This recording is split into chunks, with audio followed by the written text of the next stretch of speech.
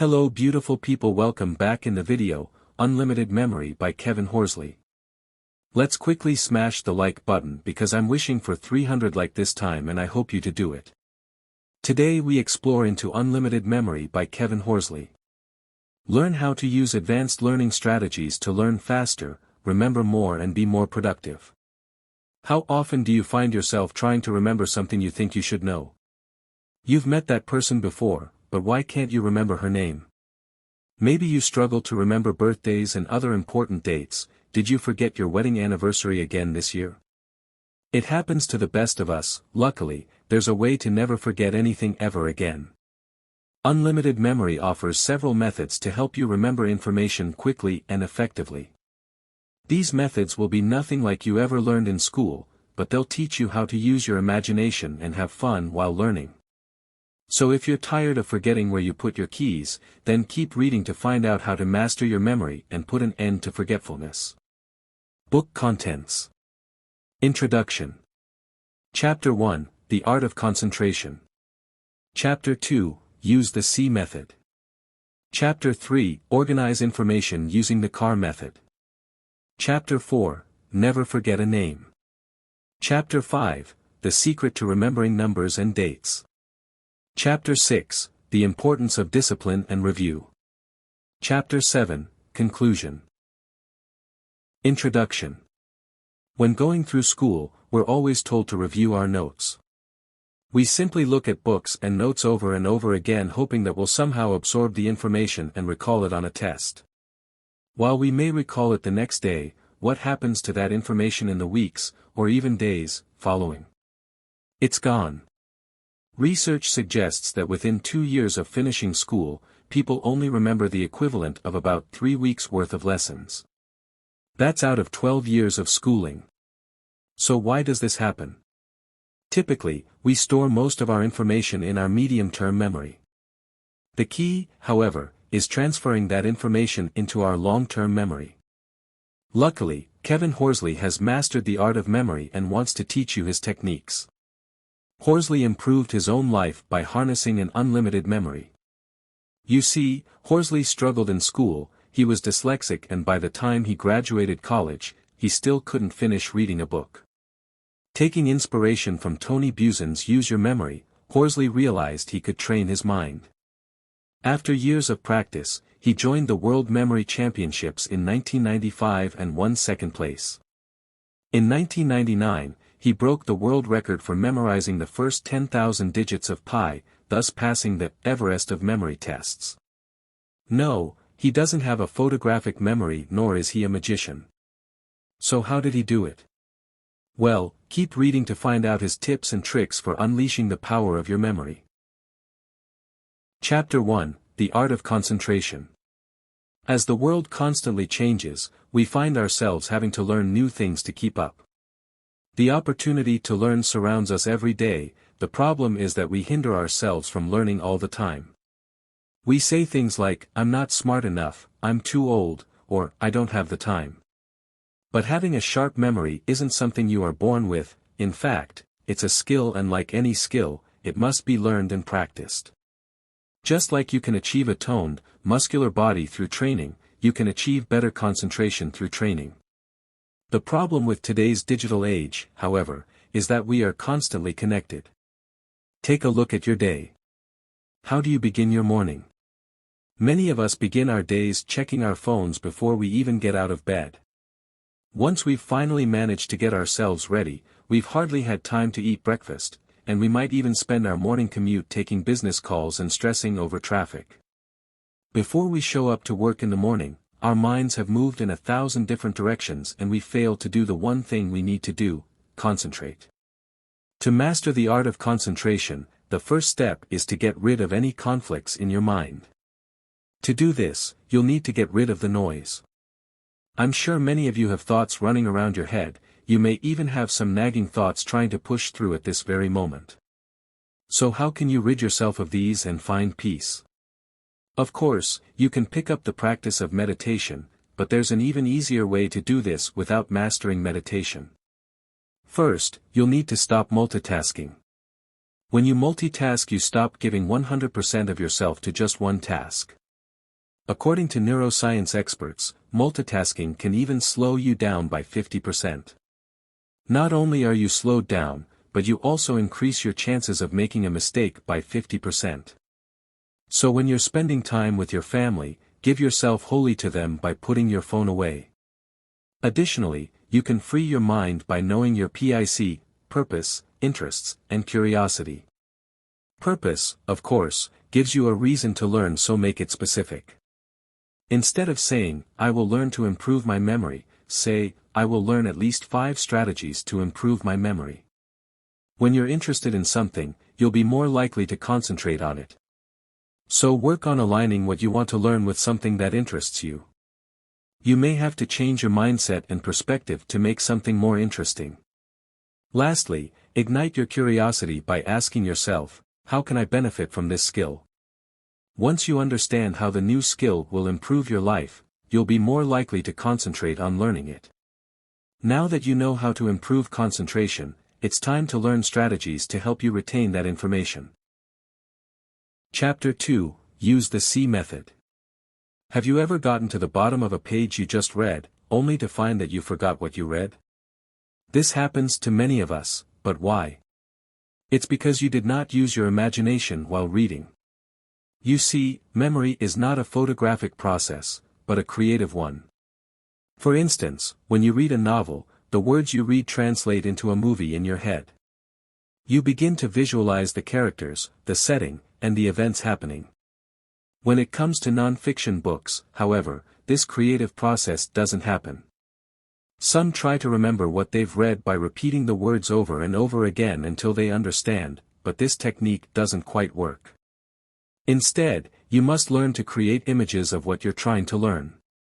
Of course, learning this way will take some practice, so to help you, just use the C method. C stands for senses, exaggerate, and energize. So let's take a look at the word apple. When you think of an apple, you can see it, taste it, smell it, and even touch it in your mind. The letters APPLE, however, never once entered your mind, right? Now, you'll want to exaggerate it. Perhaps instead of imagining a normal-sized apple, you imagine an apple as tall as a skyscraper. Forget logic, you don't need your imagination to be realistic, it's all about making funny images in your mind. Lastly, you'll need to energize or give energy to your images. Make your apple dance, give it arms, legs, or even a face. Remember, you're creating a movie in your mind, so make it as entertaining as possible. You can further bring information to life by breaking down words into parts. Say you're trying to learn capitals of cities and countries, many people just simply try to memorize them and hope they retain the information. Instead, try making it fun. Let's take a look at the capital of Australia, Canberra. If you want to remember it, then use your senses by visualizing a kangaroo eating some berries. Learning doesn't have to be serious, have fun with it, play with your imagination and your memory will be better. You can also use this technique when trying to learn a foreign language. For instance, the Spanish word for sun is sol. Think of the sun burning the sole of your foot. Or take the Japanese word for chest, which is mune. Try to picture money growing out of your chest. As you can see, using your imagination to bring your movie to life is the key to remembering information. Chapter 3, Organize information using the CAR method. Now that you know how to turn information into movies in your mind, it's time to learn how to organize those files and store them in your long-term memory. The best way to organize information is through the CAR method, in which you use your CAR as a long-term storage compartment. This practice combines new information with something you are already familiar with, your CAR. The compartments we use to store our memories must be familiar to us. Luckily, we tend to be experts at remembering specific routes and places. Think about your route to work. You can probably imagine each turn, stoplight, and speed bump in your mind right now. So for this method you'll need to place items you need to remember in specific locations along a route that is already familiar in your mind. This method may sound bizarre at first, but remember that if you want to be different, you'll need to do things differently. As you read the following story, try to picture the scenario and we'll see how much you remember by the end. View your car in your mind and imagine yourself squeezing an apple into the front grid. Take a carrot and stab it onto the hood. On the windshield, you see grainy bread that you know is going to ruin your windshield wipers. Next, get inside your car and squash dried fruit onto the dashboard, really imagine it in the speedometer. You then sit on strawberries and blueberries, really feel them squish beneath you. Throw some eggs onto the passenger, now they have egg on their face. In the back seat, you begin to pour seeds and nuts all over. Get out of the car and imagine a massive orange on the roof. Then, open the trunk of the car where you find fish, really smell the fish. In the exhaust pipe, Brussels sprouts and broccoli are growing out the exhaust. Finally, the tires of your car are made out of sweet potatoes. Go around your car and see all the details again, really make the images clear in your mind, use the C method to do this. What you just learned are the 14 superfoods that have been shown to improve your vitality and keep your mind agile and alert. How does this technique work? When you use your car, or a place familiar to you, you use something that is already stored in your long-term memory. All you did was simply attach new memories to it. Follow the formula LTM plus STM equals MTM. In other words, long-term memory plus short-term memory is equal to medium-term memory. By organizing the information this way, it becomes easier to find and recall.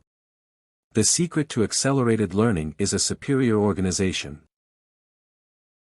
Chapter 4, Never Forget a Name. You or someone you know might be the type of person to admittedly say, "I'm terrible with names." We've all heard this excuse for why someone can't remember names, but you don't have to be that person anymore. Many believe that the ability to remember names is natural, either you're good at it or you're not. However, if you apply the correct strategy, you can remember the name of every person you come in contact with. If you want to remember names like a memory master, you have to focus on the 4 Cs. The 4 Cs are concentrate, create, connect, and continuous use. If you can remember this system, you can avoid the awkward or even embarrassing scenario of forgetting names. First, you need to concentrate on the conversation. Usually, when we get introduced to people, they say their name so quickly that nobody can even understand it. To avoid this situation, take control of the introduction, slow it down, and really hear the name. If you don't hear the name, you'll never remember it. If you miss it at first, ask the person to say it again. If it's particularly difficult, ask the person to spell it out too. Take a genuine interest and you'll find that you'll greatly improve your name memory. Next, you'll need to create an image for the name in your mind. For instance, you may hear people say, "I know the face, but I can't remember the name." That's because faces form an image in our mind whereas names don't, so names don't normally stick as well as faces. To hold on to a memory, we must make an image out of the name. When you are introduced to someone, you only have about 20 seconds to think about the name and make an association. The author's name, for example, is Kevin, which sounds like cave in. His surname, Horsley, can conjure an image of a horse and Bruce Lee. So perhaps you can imagine Bruce Lee riding a horse into a cave. Some names may be difficult, but with a bit of creativity, any name can be given meaning and turned into a picture. Since learning is all about making connections, you'll need to learn how to connect the unknown person to something you're familiar with. You can do this in many ways, one of which is through comparison connection. With this method, you simply think of someone you already know with the same name. Let's say you meet someone named George, you can picture someone else you know named George, or even think of someone famous like George Clooney. Or maybe the person you meet has a striking feature, then connect that name to something you remember. Let's say upon meeting your new colleague, Janice, you notice that she has icy blue eyes. Her name also sounds similar to chain ice. Now, make a connection between her name and the chain of ice swirling in her blue eyes. If you follow these techniques, unfortunately, you'll still only be storing memories medium term. For new information to be placed in your long-term memory, you must use it every day. Try keeping a list of all the people you've met recently in a journal, or even befriend them on your favorite social media sites. Chapter 5, The Secret to Remembering Numbers and Dates. Imagine a long list of digits being called out in random succession. How many do you think you could remember? The average person will only remember about 7 digits, however, a trained memory is limitless. Horsley can remember a 50-digit random number in less than 20 seconds and 100 digits in 45 seconds. The secret isn't simply being smart, it's about applying the right strategy. When you apply the right strategy, you can also develop Horsley's superhuman powers of mastering number memorization. Numbers, unlike letters, don't have much meaning. Therefore, a strategy Horsley uses is changing numbers into words and then into images.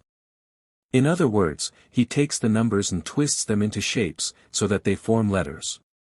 Then, he turns the letters into words. While this seems like a lot of work, once you have the code down, you'll be able to remember sequences of numbers with ease.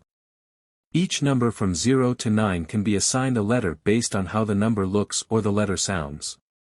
For this exercise, you'll want to omit all vowels for the time being. Let's get started assigning numbers to letters. 0 can be the S, Z, or C sound. S sounds like the hissing of a wheel, and a wheel looks like a 0. The number 1 represents the T or D sound. When you look at the letters T and D, they both have a vertical straight line which looks like the number 1. Similarly, when a 2 is flipped onto its side, it looks like an N, and 3 flipped on its side looks like an M. Therefore, 2 is the N sound and 3 is the M sound. To continue, 4 can symbolize R, 5 can represent L, 6 can be the soft G, soft CH, SH, or J sound, 7 can be K or C, 8 can be F or V, and 9 can look like A, B, or P. Based on this code, if someone were wanting you to remember the number 78, you would see that you have the letters K or C for 7 and F or V for 8. Therefore, you can create the word cave for the number 78. See how we used vowels to create a full word? Once you master this code, you'll be able to remember any sequence of numbers, but what about dates? How can you use this technique to recall important dates? The secret to remembering dates is that you only need to remember the last 3 digits because most of the dates we want to remember occurred in the last 1,000 years. Let's say you want to remember the year we landed on the moon, 1969. Take the numbers 969 and assign the letters B to 9, SH to 6, and P to 9. Create a word with the available vowels. What word do you get? Bishop. Of course, now you need to use the SEE principle to make a picture that you will remember. Perhaps imagine a bishop walking on the moon or a bishop playing with the moon dust with Neil Armstrong. While this memorization technique seems silly, remember that learning should be a fun and creative experience. Of course, this technique won't come naturally either, it takes practice to make it work. But when you do, there will be no limits to your number memory and you'll become more knowledgeable and impress your friends. Chapter 6, The Importance of Discipline and Review. If you apply all of the techniques that you've learned so far, you'll realize that simply applying techniques won't be enough to make you a memory master. Imagine becoming a memory master similar to becoming an Olympic gold medalist. Athletes don't win gold medals by just applying techniques. They apply them and practice them. This requires self-discipline. Now you don't have to punish yourself all day every day to master your memory, instead, you should simply apply daily actions that are directed towards your goal. But what daily actions should you implement? When you use the memory methods from this book, you are guaranteed to store that information into your medium-term memory, but you'll need to review and revisit to transfer that information into the long term. Imagine your mind like a bank account, the more you invest the more it grows. Once you create clear images in your mind, review the information 10 minutes after receiving it. Review the images, and review them forwards and backwards. Reviewing the images backwards helps you to remember them more effectively.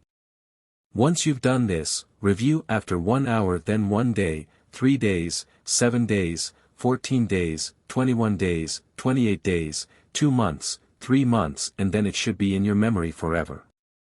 There is no magic when it comes to memory improvement, only management. While review takes discipline, it's the key to keeping information fresh in your mind. It keeps that information alive and awake so you can connect more information to what already exists. Memory skills are an important tool in your self-improvement arsenal, but you need to provide the energy to make it work. If you work on your memory, you'll also see an improvement in your confidence as you begin to impress yourself with your amazing ability. Remember that you must do different to become different. So take these tools, make them your own, practice hard, and unleash the power of your memory. Chapter 7, Conclusion. If you want to become a memory master, then you'll need to bring information to life. To do this, you'll need to first concentrate on the information being presented to you. If you aren't willing to receive the information, then you'll never remember it. Next, you'll need to create and connect. Use your imagination and create a movie in your mind to help you remember. Use your senses, see it in your mind, taste it, smell it, hear it, and even touch it. If you can bring it to life, you'll be more likely to remember it. Then, you'll need to connect that information to something that you already know. Build your new knowledge upon something that already exists. Of course, these techniques will all be useless if the information never gets transferred into your long-term memory. To do this, you'll need lots of self-discipline and spend time reviewing what you've stored. If you can apply these techniques and put in the time and effort, you'll never forget anything again. Thank you for watching. Keep support for daily videos. Make sure like, comment and share. Don't forget to subscribe our channel. See you on the next video.